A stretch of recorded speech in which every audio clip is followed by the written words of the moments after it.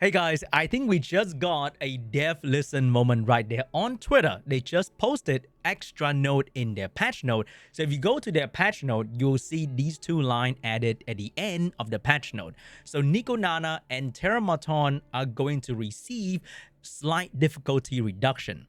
So Inferno is still going to be very hard. Don't be mistaken, okay? They're still Inferno for a reason. The dev telling you to get good right there. So for Inferno Nikonana, the boss will have 10% reduction in health and 10% reduction in speed. And also the passive that reduces damage when the boss is very fast and you are slow is going to be adjusted as well from 90% damage reduction to only 60%. So a bit more manageable. And for Inferno Terramaton, they're going to nerf the boss health by 20%. So that is a pretty heavy nerf for Terramaton as well. Only these two were mentioned in terms of nerf and also the difficulty of some of the endgame Ethernet rally bosses, but these two are the more popular ones amongst the player. So what does it really mean? So for Nikonana, as you can see right here, my Fangers actually outspeed the boss, and my Kachita God also outspeed because of the slow debuff applied by Fangers. In the future, when they apply the nerf to Nikonana Inferno, I think I'm going to outspeed the boss very comfortably. And by doing so, my Kachita God can buff immunity before the boss take a turn, and that's going to allow me to dodge the stun entirely because for Linglo to cleanse the stun, it is a little bit RNG if you don't max out Linglo's skill. And I don't have the Sanya raised just yet. If you raise a different cleanser, then you can probably deal with the stun much easier. But I choose to go with the outspeed route because if you move more often, you land more dot as well. The HP reduction is not going to be very meaningful for the dot user, but it's going to be very good potentially. Okay, we don't really know yet, but potentially it's going to be very good for people who are trying to burst down the boss with raw damage. So Rosa team, Ditting team, or any sort of one-shot team with raw damage is going to potentially work. Potentially, okay? Because we don't know if it's going to work just yet in Nikonana Inferno. And they also nerf the damage reduction. So one of the skill of the boss is called Friendly Match. Here, it will start with a 90% extra damage reduction. So that will block any way or form of raw damage on the boss. So they're nerfing it down to 60% damage reduction. So you can potentially have speed buff for your team and then speed reduction on the boss. And now you can potentially one-shot the boss with either Rosa or Ditting or the new Yeli. I don't know. Okay, whatever damage dealer you're using, you can probably kill the boss with raw damage. Before that, it was really hard to do so. But maybe now it's going to be possible for people without Shadow Sanya. So for Terramaton, I am also using a dot team because doing raw damage to this guy is very hard. And that's why you go into the clear time, you will see mostly, I think once in a while, a non-dot team will show up, but mostly it is going to be a dot team.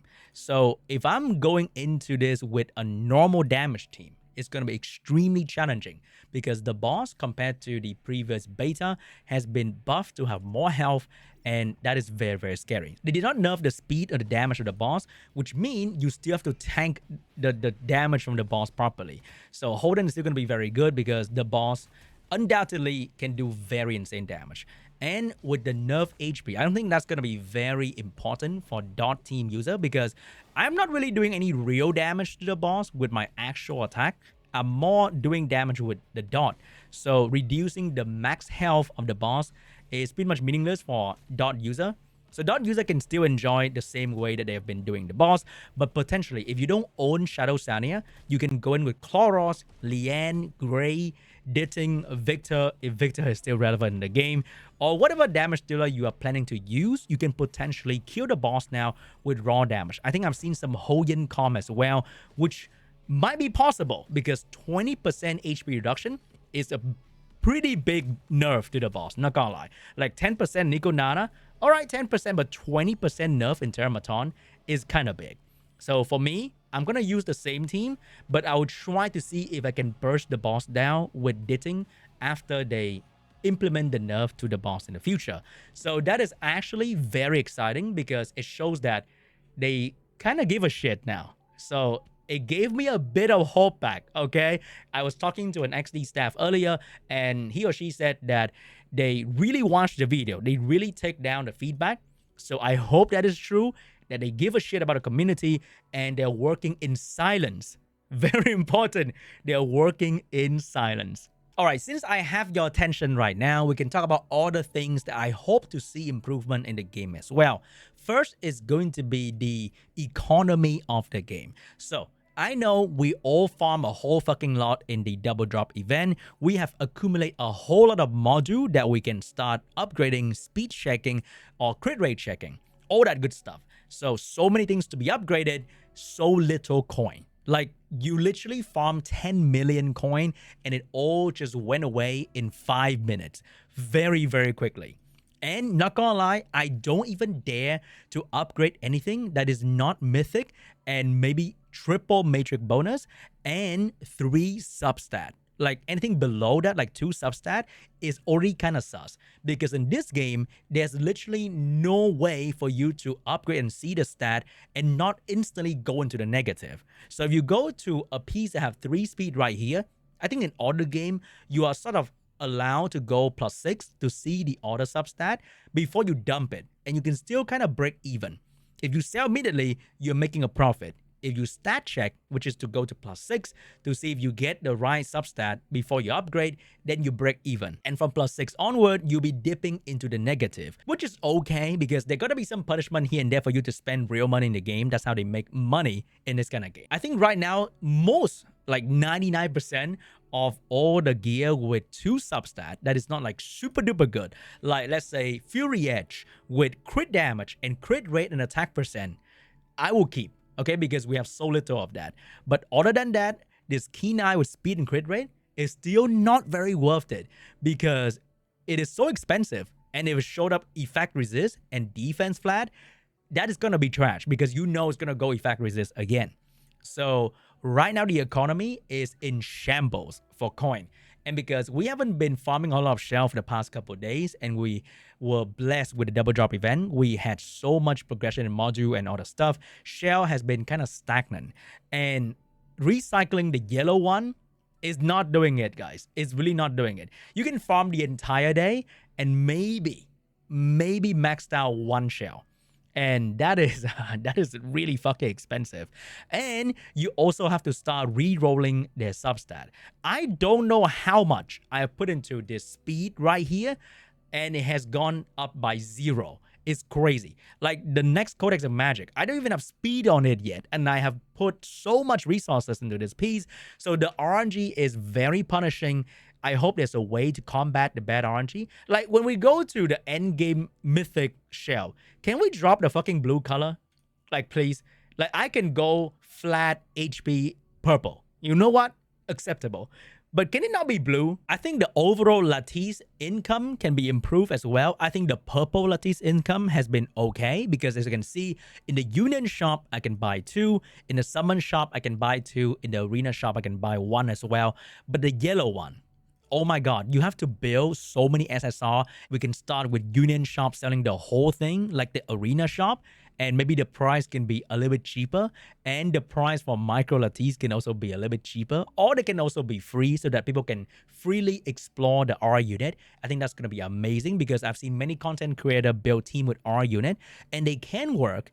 And they should be explored by every player in the game. Because I think R unit is probably the foundation of team building. They provide such simple skill set. But if you know that it's going to work, then the unit is worth it. So I think this should probably be free or like be so much cheaper and much more available.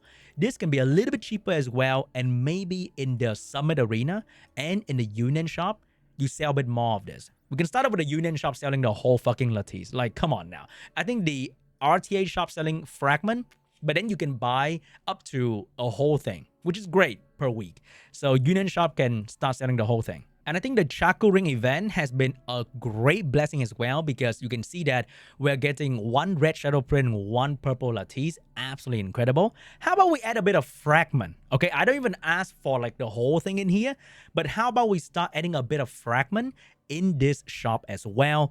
And that will be another insane blessing for everybody. So that every weekly event or every 10 days long event, we have another way to earn the yellow Lattice because they are adding a crazy amount of SSR into the game and they need to build even like 3 or 4 of them is really crazy.